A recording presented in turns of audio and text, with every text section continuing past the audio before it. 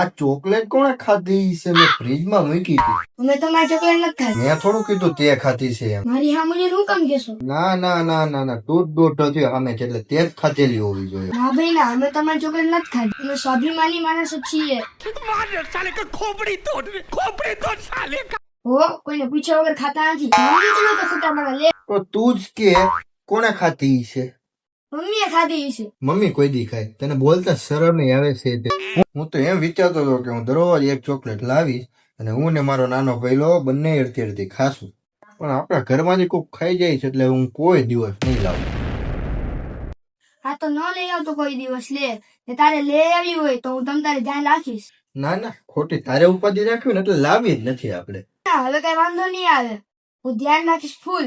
પછી કઈ? ના રે ના, એવું કઈ લવાતું છે હવે? હા તો ન લઈ તો કઈ વાંધો નહીં. ચોકલેટ ખાવાથી દાંત હળી જાય છે એટલે મને ચોકલેટ ખાવી જ નથી. તો સરસ લે. આજે તો એક ચોકલેટ લઈને આવ્યો હતો જો, પણ તારે તો ચોકલેટ ખાવાથી દાંત હળી જાય છે એટલે હું એકલો જ ખાઈ લઉં હવે.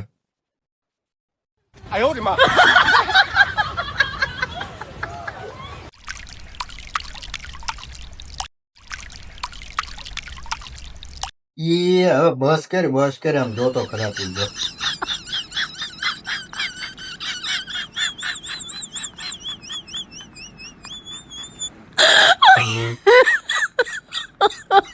My God.